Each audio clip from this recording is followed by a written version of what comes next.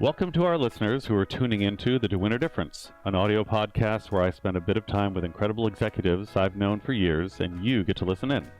I hope that our conversations are unique, fun, insightful, short enough to listen to driving from point A to point B, but long enough so that you can get some great takeaways that you can apply in your own careers, lives, and relationships. Today, I am very, very pleased to speak with my friend, Sheri Savage, Chief Financial Officer of publicly traded Ultra Clean Technology. Sheri spent her career almost exclusively in high-tech manufacturing, and contrary to a lot of what you see in Silicon Valley, she spent the past 15 years at Ultra Clean Technology. We go back over 20 plus years, and our conversation is long overdue as we haven't seen one another in a while. Sheri, I really appreciate you both tolerating me all these years and joining us today. Thank you. Thank you for having me. Oh, absolutely. So let's go back to my intro. You've been with UCT, which we'll refer to as Ultra Clean Technology going forward, for over 15 years, and the CFO for over 7. As a search professional, it brings a big smile to my face, as the average tenure for CFOs in the Bay Area is significantly shorter than that, and what research I did ran anywhere from 2.5 to 4.5 years. So can you share your professional journey with us at UCT and what's kept you there all these years? Yeah, absolutely. When I came in, I was actually pregnant with my smallest child, who's now almost 15. I came in thinking, this is a nice company. I'll see how it goes. And obviously 15 years later, I'm still here.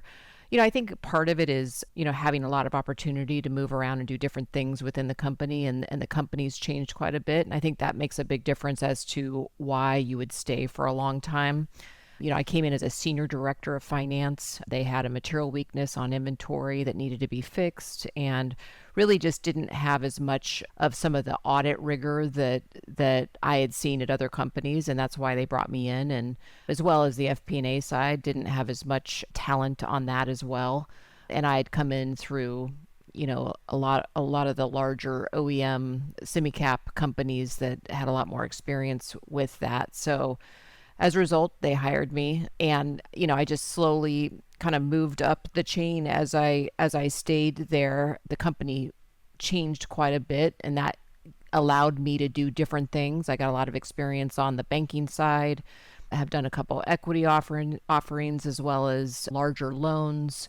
But I think the key thing is it really gave me the opportunity to ultimately become CFO, which I kind of looked at that like that was just an awesome opportunity for me to take advantage of. And I've really enjoyed it. It's really allowed me to kind of expand my breadth of knowledge in finance as well as just as an executive leader. And that's really the reason why I've stayed at the company all these years.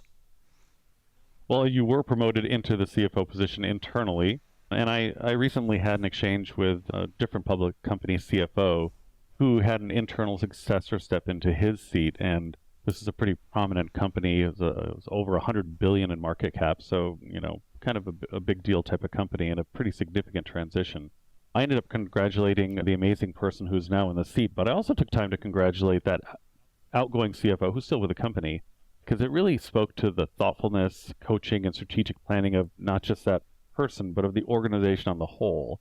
Because internal promotions to CFO positions, I'd like to say that they're frequent, but they're not as frequent as I'd like them to be or see. And so, given the multiple roles you've held at UCT, is this something you think about, as you're in your seat? And does that promotion internally resonate with you in a more profound way, or am I making a bigger deal out of it than I should? No, absolutely. I think, I always love promoting people internally. And I think if you can get the right people in right jobs to be able to do that and also allow them to grow as they move through the company, that's really quite key.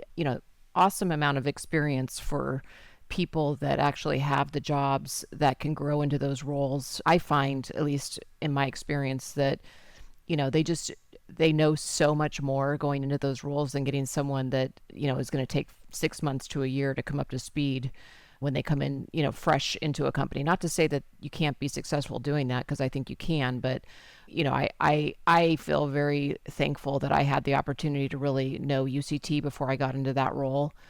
I think it's a little scary stepping into a C-suite role when you haven't ever had one. And, knowing so much about the company really allowed me to do, I would say, a better ramp up of that, because I really didn't have as much experience on the investor side. I was mostly dealing with the internal, operating role within the UCT in terms of, running the business. But the external side, I didn't have as much experience with. So really, having that internal experience really helped with when I ultimately transitioned into dealing with the external side. But I've tried to hire people in my organization that can succeed me.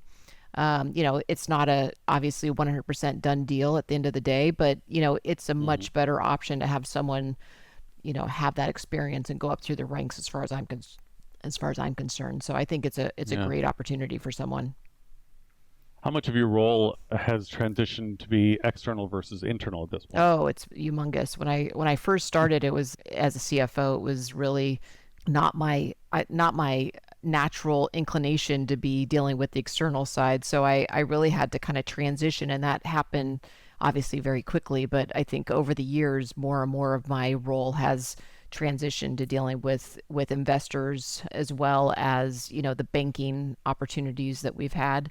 So it's transitioned quite a bit. I know enough to be dangerous within the operations and everything, but I'm not in the middle of the detail as much as I used to be, and I really had to cognizantly step back and not be in the middle of everything and let the people below that work for me, that are probably much better at it than I am at this point, especially because they're running things day to day.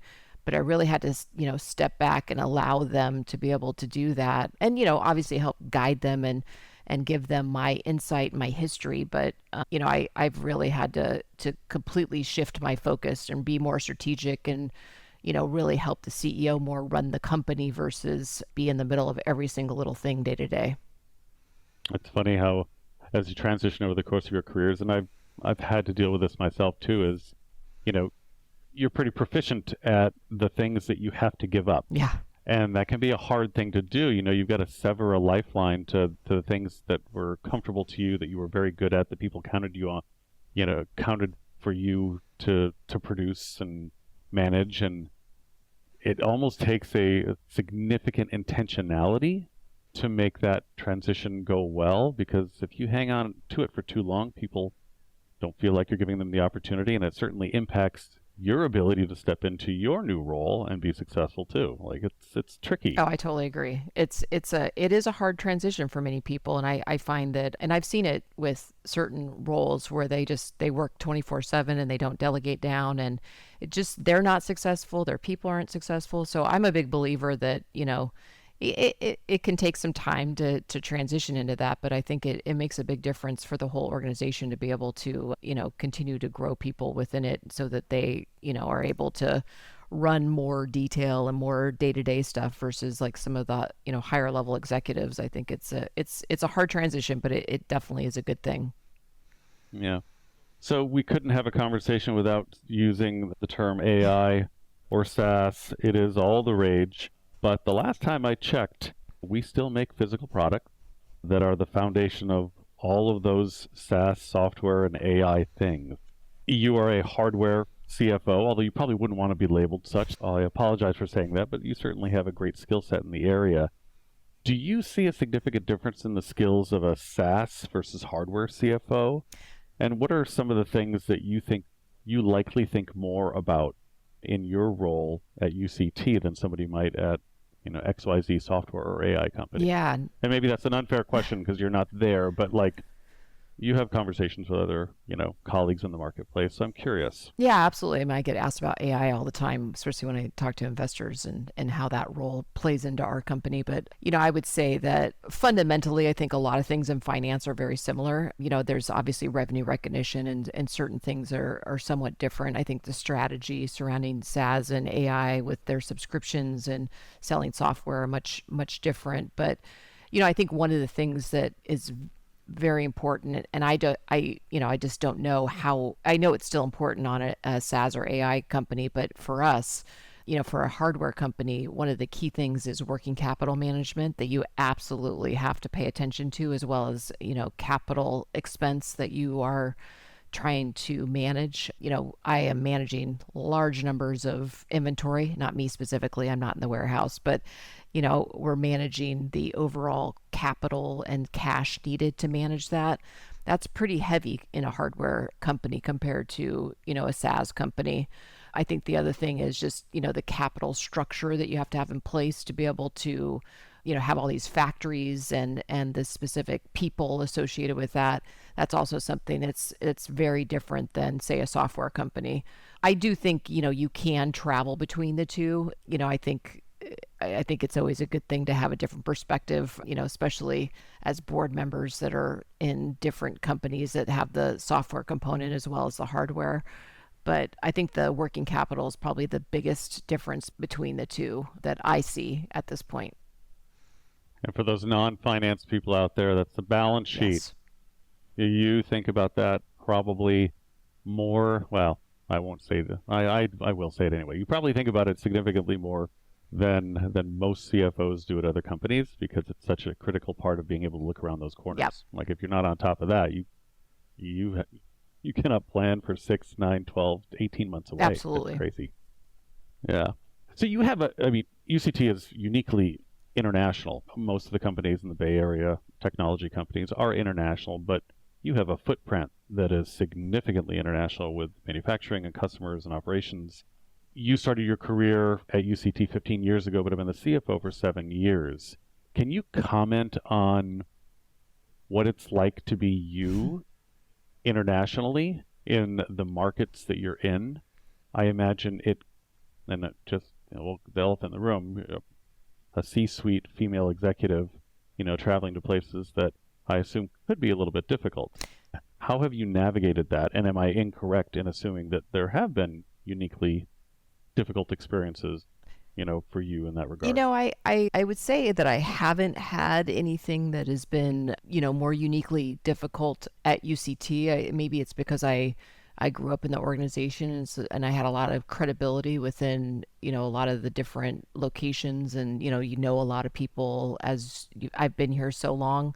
I think I probably saw it more earlier in my career, especially when I was doing the Arthur Anderson days at multiple companies. I can recall going to Japan, and that some of the male counterparts didn't even want to speak to me, or being the only woman in the room, when I did presentations back when I worked at different companies, and felt very kind of weird about that. I think as I've gotten obviously a lot more confidence in my ability, as well as, my career's grown a lot, I really just I don't even think about it anymore. It's kind of maybe it's a weird thing, and maybe it's the position that I'm in. I could see where, some women in lower positions would definitely feel that difference, but luckily I really have not at UCT.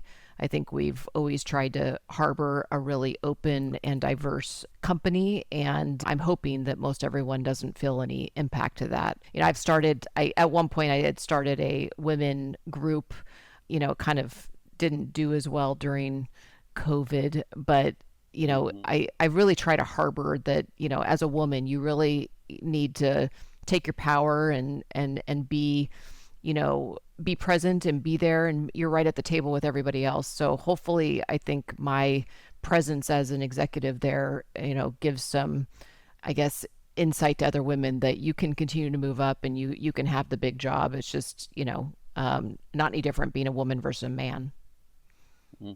What would, on that note of diversity, what would you tell your younger self about how we've done in the last 25 or so years in corporate America as it relates to creating really diverse organizations? And in sharing your thoughts, if you would imagine being that 25-year-old self, would she be surprised to know that we've come this far, or would she be disappointed we haven't come further? Oh, she'd be completely surprised she's come this far, which is, I think, a good thing. I always was a big believer that, I would take opportunities as they came. I really didn't manage my career crazily, as I think, kids today probably need to, coming out of college. They probably have to manage it far more than probably we did when we started out.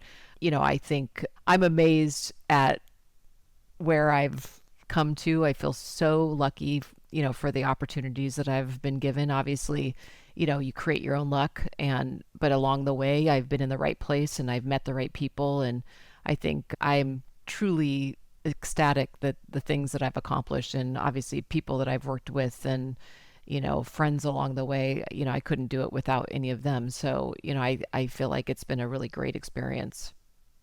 That's awesome. So on that note, what might you be doing if you weren't in the senior leadership CFO role you were in now? Oh boy.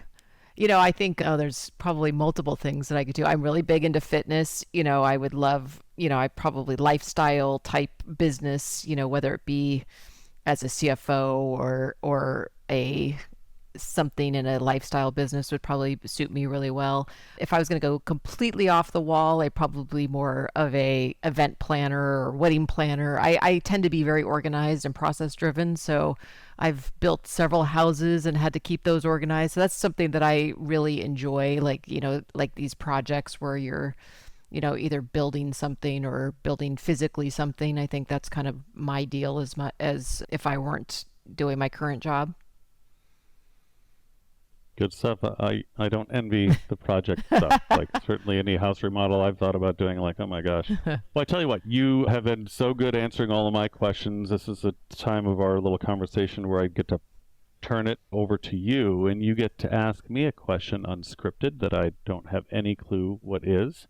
So hopefully you'll be kind and nice, but yeah, you get to fire away. Of course, yeah. No, you asked me about AI before, and I'd love to know from your standpoint, because you've been a long-standing recruiter in the Valley, like how you think AI is going to take on a broader role, both from a recruiter standpoint as well as like the employee experience. Do you think that's going to take any impact as it continues to grow? Oh boy. So first, from a recruiter's experience, we talk about it all the time. We certainly are building practices around it, both in our consulting practice as well as our search practice, that has some focus in that area. It's relatively new, but AI is not really only a year old. It's been around for a little bit longer, but like the amount of money and resources and attention that it's getting are going to force all of us to think about it differently. I mean, even UCT, which is, a hardware company, and think, oh, how's AI going to impact, your products? Like, you get asked about it just the same as, companies in the social media space. So, we think about it a lot, and we are definitely gearing our business towards being able to answer those questions in the marketplace. From an employee experience perspective, I'm super conflicted on that. I mean, I don't go a day without hearing something about something GPT or Chat GPT, and I did this in 2 minutes, or I did this in 5 minutes, what took me a day. And I think doing things easily can sometimes get in the way of the experience of doing the thing, the connections that happen while you're in the process of building out a project, or building out a tool, or building out a spreadsheet, or building out an agenda. And I think we will lose a lot of those conversations despite the efficiencies of the end product. So I have concerns with that a little bit. I have concerns as a parent too. Like, Yeah. I've got two 20-year-olds and a 17-year-old, and boy, things are going to be a whole lot different for them, and already are in even the 2 years that my kids have been in college. How the professors go about, teaching classes, grading classes, and the animus that is created between students who know one's doing one thing authentically and the other one's not. So it's complicated. Yeah. No, I agree with you. Truly is. I agree with you 100%. Yeah. Yeah. So I look at it through a couple of different lenses, and currently the lens that I'm more concerned about is the personal, and how that is going to truly impact, our kids and our communities and our connections to one another. So I don't know.